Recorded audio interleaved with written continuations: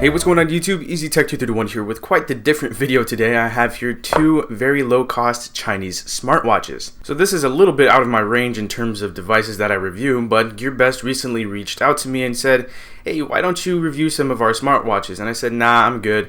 I'm gonna go ahead and go get the Moto 360, which I still might get, by the way, so stay tuned for that. But I changed my mind and said, you know what, I'm gonna give these smartwatches a try. I'm kind of interested to see them for myself.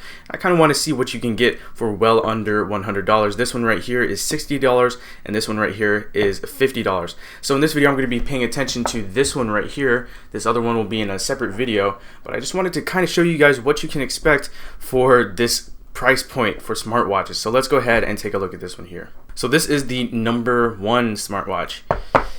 Yeah, no, it's not the #1 smartwatch. This is the #1 branded Sun S2 smartwatch. So that's the name of the smartwatch right there. We have some specifications on the bottom here. It is a circular design smartwatch, a 1.22-inch HD IPS display, capacitive touchscreen, 128 megabytes of RAM, also 64 meg ROM, a heart rate monitor, electrocardiogram support, thermometer, pedometer, and those are your dimensions right there. So that's what we're looking at with this smartwatch. It does have a couple extra things that they did not mention down below, but let's go ahead and see what you can get for just about $50, and I will have a link down below in the description where you can check this out, as well as the other one as well. So here's the watch, and you might be saying, wow, that thing is shiny, that thing actually looks legit, and you'd be right about that. So let's go ahead and see what else you get in the box.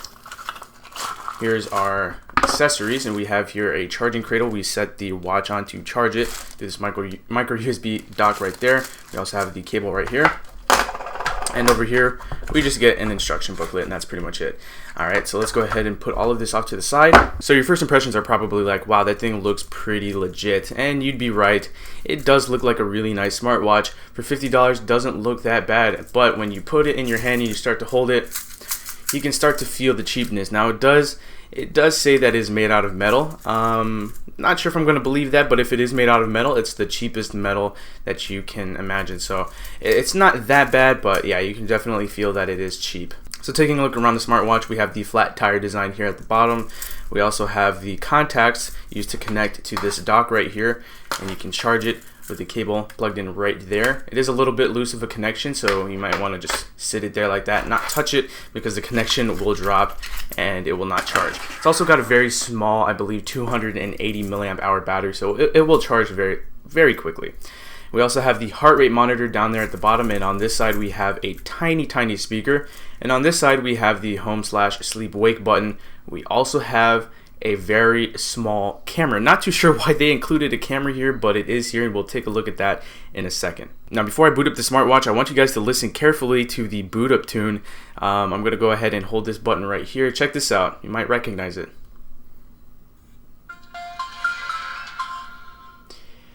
Yeah, I can pretty much guarantee you all of us know what that is from. So right away, it's probably going to attempt to connect to my Moto X. There it goes. It's connected. And this is our interface. Now it's going to tell me one more time that it is connected. There it goes.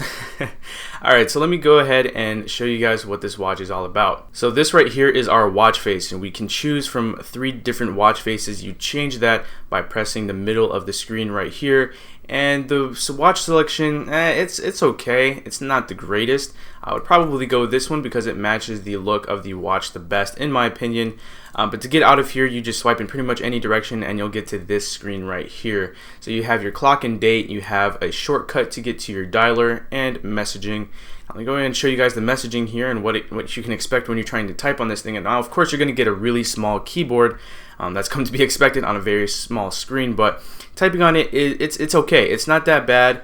But it's really hard to pinpoint when you have larger hands and larger fingers. It's really hard to pinpoint where exactly you want to type. So I wouldn't really want to type long messages out on here. If I'm just, replying with LOL, then that'll be just fine. We also have a dialer here. I did make a phone call with the microphone and the built-in speaker. Granted, I look very silly doing so, but it does work. But I will tell you right now that the speaker quality and the microphone quality are no good.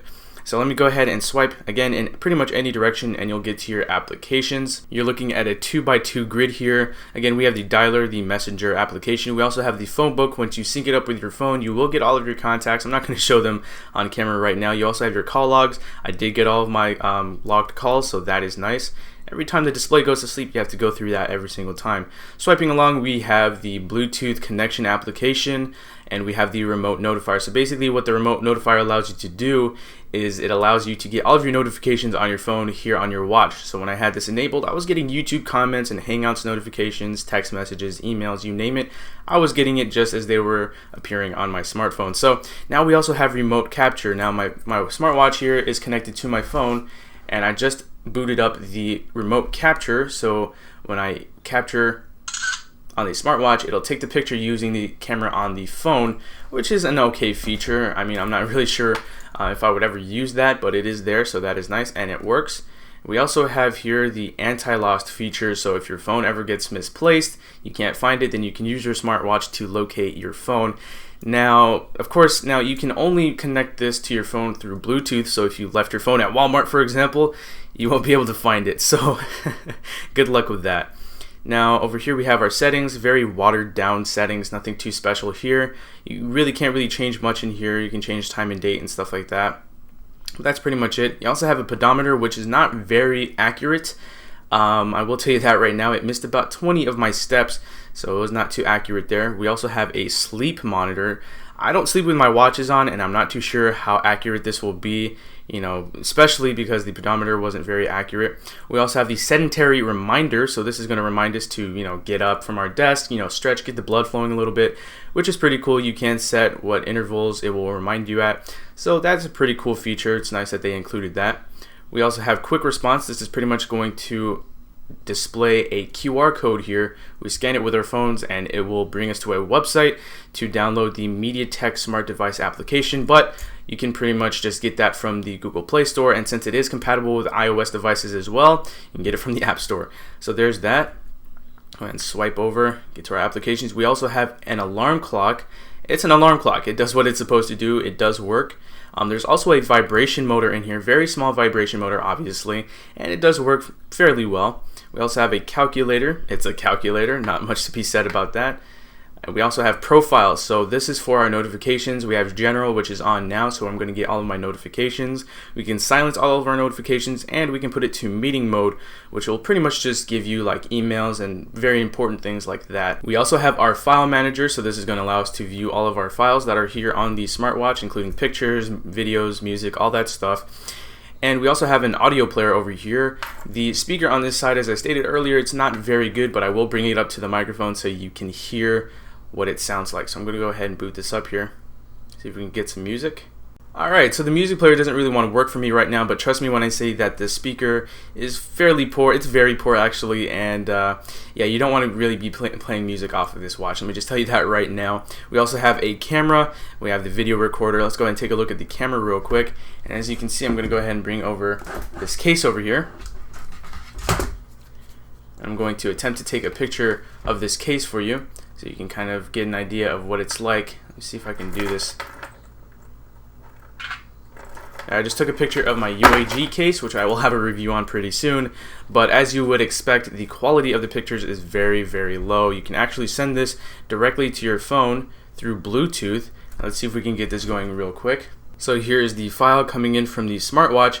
I'm going to go ahead and get it here on the phone, and viewing it like you would expect, very low resolution. Yeah, you don't want to be taking pictures with the camera here on this smartwatch. We also have the video recorder, and as you would expect, the frame rate is very, very low. So as you can see, my hand waving right there. Again, you don't want to be taking videos or pictures with this camera. You also have an image viewer, that's your gallery, so you can get to all of your pictures. You have your video player, so you can play back all of your videos. We have a sound recorder. Yeah, it's not very good. I'm gonna go ahead and show you guys this. Testing, 1, 2, 3. And I'll pull this up to the microphone so you can hear what it sounds like. Testing, 1, 2, 3. So yes, very muffled, pretty grainy, doesn't sound too great at all. We also have a heart rate monitor, and the heart rate monitor on this is also not very accurate. Sometimes I feel like they're just generating random numbers and giving them to you on the watch. And honestly, I was getting like 71 beats per minute, 69 beats per minute, and then all of a sudden in the same minute it would go up to like 92 beats per minute. There's nothing wrong with my heart. I was using the heart rate monitor on my Note 5 and it was giving me very consistent results. So this thing, I'm not too sure about these sensors on the smartwatch. Kind of feel like they're just giving you randomly generated numbers. We also have the electrocardiogram right there. We also have our thermometer. And from what I feel, it's not too accurate. Sometimes it'll go all the way up to 41 degrees Celsius and then it'll go back down to 36 degrees Celsius. And sometimes it'll just go all the way up and then start all over again like it just did. So not too sure about these sensors here on this smartwatch. We also have a power saving mode, which pretty much just dims the screen, and that's all that does. Slightly dims the screen. We also have a stopwatch. This one works very well. It's a stopwatch. It does what it's supposed to do. And that's pretty much it. You can do laps and stuff like that. So that does work. And last but not least, we have a UV sensor. So this was not mentioned on the box, but if you tap on it, it will measure the light levels. So now if you tap on this, press start, it's going to go ahead and measure the levels. And it says normal. So I'm going to go ahead and bring this up to my softbox light directly under that high bright light and see what the results are after that. Alright, so I just brought this back down from my incredibly bright softbox light and it still says normal. So I'm not too sure about these sensors again. So overall, and that's pretty much it. That's pretty much all you can do on this smartwatch, and that's really all that it was meant to do. Just basic things like that. It's not running Android Wear, it's not running Watch OS, none of that. Proprietary system here with this watch, and yeah, it does well for the most part. I would personally look elsewhere for a budget smartwatch. It does get all of your notifications on here very quickly, and you can read them very well. You can make phone calls. I mean, it's got a camera on it, and you can use it as a regular watch. So overall, not too bad, but I would definitely stay tuned for my next video on the Z-Blaze Crystal. You might like that one a little bit better, but for what it's supposed to do, it does a fairly good job. Battery life is, it's alright. It'll get you through a day if you're using it. And another thing, the band is too big to fit my wrist, so I'm not really going to put it on. It's just really big. You can take this out, and you can kind of take out these links, but I didn't bother to do that. Overall, the Sun S2 smartwatch is meh. It's okay. Again, you have to remember this thing is $50. You can get all of your notifications on your phone, and now if that's all you want, then I would probably maybe recommend it, but overall, I would probably wait for my review on the Z-Blaze Crystal. So definitely check that out. If you enjoyed this video, feel free to smash that like button. Again, I'll have links in the description where you can check this out. Shout out to Gearbest. Thank you for sending me this smartwatch to review. And yeah, hopefully in the near future, I will have reviews on the more expensive smartwatches. So thank you guys for watching. Stay tuned for my next review, and I will see you all in the next video. Later, guys.